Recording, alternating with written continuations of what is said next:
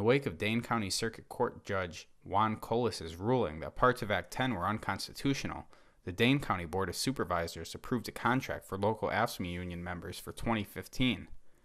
If our levy limit isn't sufficient to cover that cost, the county may impose a 1.9% across-the-board salary reduction to help fund those costs.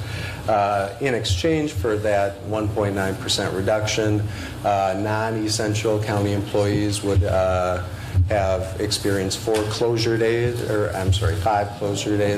in which county government offices, non-essential county government offices would be closed. The board heard more than 2 hours worth of testimony from citizens and supervisors in support and in opposition to the agreement. I think you all know that Act 10 is ultimately going to succeed. Otherwise, it would, as the last speaker said, you wouldn't try to be sneaking this through like this. I got socked by Act 10 as most of us public employees did, but now I'm going to get socked again when my taxes go up to cover what you're about to do tonight. Thank you very much. You know, it takes sacrifice on both sides to benefit the consumers that we serve in Dane County, to benefit the excellent workforce we have in Dane County, and to respect the property taxpayers of Dane County. I want to thank management for sitting down with us in good faith, and I want to thank the board and County Executive Parisi for their hard work on this. This stuff is never easy. Bargaining team did a great job, and appreciate your support. You're not spending your money. You're spending my money. And you're spending it irresponsibly in doing this. Your taxes are outrageous here. I've never seen anything like it. And we've got a rogue judge that's come through and put this in, and you guys are rushing through to crap all over your taxpayers to support the people that are bribing you. I've never seen anything like this. At least give us, we the taxpayers, an opportunity to review what you're doing. You don't even want us to do that. You're going to cram it down our throats, and we're going to go home and read the newspaper tomorrow. Oh, by the way, guess what we did last night? That's deceptive. That's dishonest. Yes, we support collective bargaining with unions. This was not solely a Madison vote. Every city in Dane County supported this. Some people think we are doing the bidding of the unions. I say no, we are doing the bidding of the voters. Regardless of your personal... Some supervisors complained about the procedure leading up to the vote on the contract, which they said they didn't see until they arrived at their desks for the 7 p.m. meeting. Could you tell me when negotiations for this contract began? We were met with the Finance Committee on Tuesday night, and so had our initial bargaining session after receiving parameters on Wednesday. Okay. And then the current contract that we're in for 2000, that runs from 2011 through 2013, about how long did negotiations for that contract take place when they were initially done? Not before that we switched them, but when we initially did the negotiation in 2010 or 2009, whenever that might have been.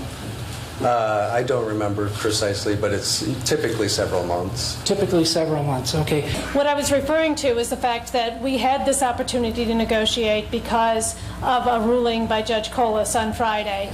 We don't know how long it's going to be before that ruling is stayed, and what will happen after that. We know that our voters in this county support the process of collective bargaining, and we wanted to take that opportunity to use that process to, in effect, extend the agreements that we have and to respect our county employees.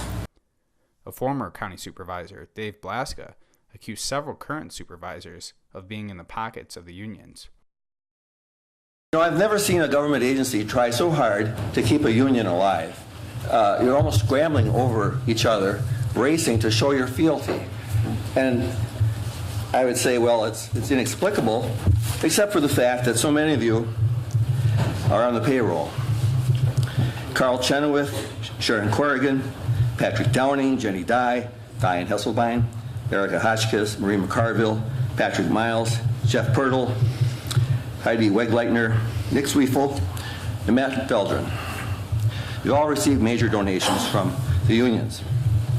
The county executive has received $2,500 from AFSCME, $2,000 from Capital Uniserve, $2,000 from International Operating Engineers, $2,750 from North Central Carpenters, $250 from the steam fitters, $5,000 from Wisconsin laborers, $2,500 from Madison Teachers Incorporated. One supervisor took umbrage to Blaska's remarks.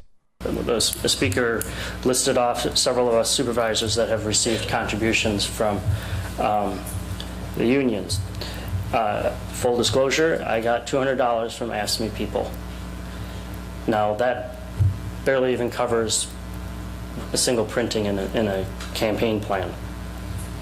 My wife might tell you I'm a cheap date, but that doesn't buy me, so thank you. We made the public look like we're trying to ram something down in a hurry, and I believe that maybe some of it is for the political favors. We represent a certain group of people. We vote for them. There's nothing illegal about getting that. It's the way politics works. I am concerned when the supervisor says, don't worry about taxes going up. Why, you should start worrying, because in the 18 years I've been here, I haven't seen it go down. We maybe changed the levy or something, but beware when a politician tells you, don't worry, it ain't going up. Because we've got some situations. What do we do? How are we going to hide this money? No, we can't take their salaries out of their wages. But we can bury money in the capital budget because we don't have to worry about that. We bury little projects like $2,500 for buoys, repairing doors. Does that hurt us this year? Not at all. But next year we got to take care of the levy to pay that back. So we play a shell game, whether we raise the value of your property or whether we lower your assessment. We do a little things. So politics is not any different in this chamber than it is uptown. This is going to pass. There's 22 signatures on a letter. You've heard the debate. I could probably tell you who's going to vote. Let's not waste your time. Let's ratify the contract, vote no or yes, give it to the union perk. They've worked for it. They negotiated it. It's procedure I have a problem with. That's why I'll be voting no, because of procedure.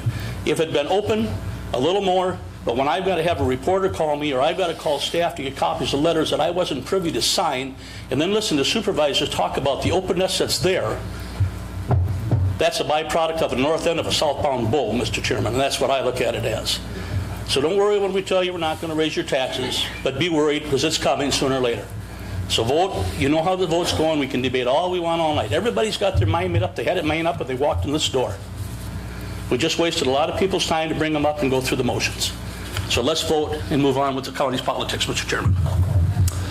Thank you. We have several more speakers. So it was 29 ayes, 8 noes. It is adopted.